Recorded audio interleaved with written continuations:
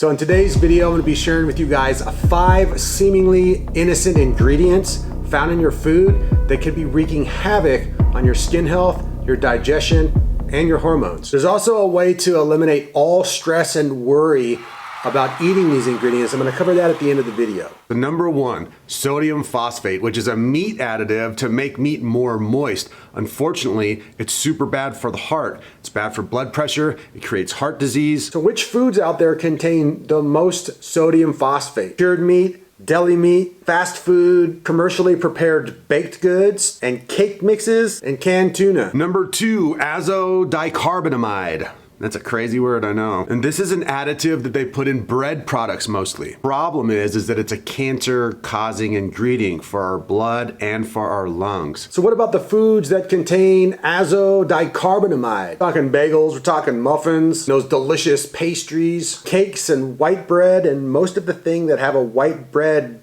white floury type of feel to them. Number 3, monosodium glutamate, also known as MSG, known as a flavor enhancer, but it really does is it blunts or cuts off the signal to your brain that you are full, so you keep eating more and more and more and more. What some of you guys will be saying while watching this video is, Rob, MSG is found naturally in foods, and you're absolutely correct. Some of these nutrients are found naturally in foods. We're not looking to avoid these nutrients when they're found naturally in foods. We're looking to avoid the synthetic, preservative, chemical version of these that's added to foods for flavor enhancing or for longevity on the shelf or to simply trick you into eating more of it. Foods that have the most additive MSG, also known as beef flavor or flavor enhancer. Talking soy sauce with ketchup, Worcester sauce, mustard, we're talking mayonnaise, barbecue sauce, salad dressings. It's in a lot of stuff. Most pre-made and packaged foods, canned soups, canned tuna, frozen meals, crackers, potato chips, flavored snacks, condiments, and seasoning blends. So number 4, caramel coloring. So caramel coloring actually is just sugar and ammonia put together, and it's a major carcinogenic. How about the foods that contain that good old caramel coloring, that ammonia deliciousness?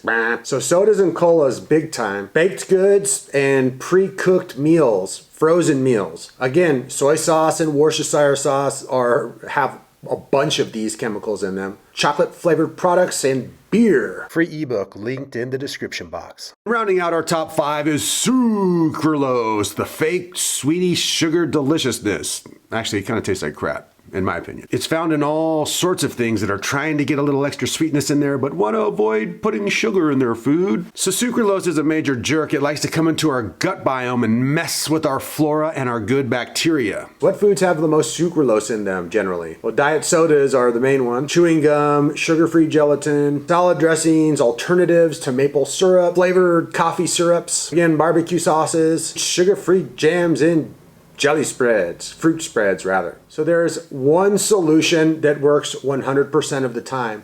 Simply buy whole foods with only one ingredient, or get as close to that as you possibly can. This means you're going to be wanting to ditch all of the processed food, all of the boxed food, all of the pre-made food. Cook your meals at home and make sure that when you go and buy a food and you look at the nutrient label, it only says one thing, or maybe 2 things at the most. For instance, when you buy ground beef and you look at the ingredients, the only thing it should say is beef and nothing else. When you pick up a box of cereal and you look at the nutrients and the ingredients that are in that food, it's mostly words you can't pronunciate. And you can see how many of these harmful ingredients are actually in just your common, basic, healthy cereal. Crazy thing is these 5 ingredients are not all of them out there. I will be making more videos with more of these lists because they're super important to know.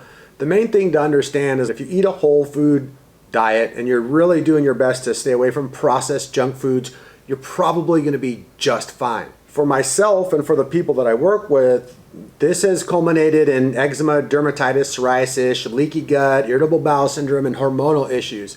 And the step-by-step process of overcoming things like eczema and these type of nutrients that cause those things is 3 different basic things. Number 1, you want to customize your diet based on the biofeedback and biomarker system. If you don't know what I'm talking about, I have a bunch of videos. There's also a free ebook linked in the description. You want to do gentle lifestyle-based cleansing and detoxification, the enhancement of your body's natural autophagy. You do that on a regular basis and you eat clean, it's going to take care of 99% of your health issues. And number 3, you got to have a lifestyle that's conducive to being a healthy human. Sounds obvious, but that's where 99% of people miss the boat completely. The key is making it a lifestyle and not a diet change.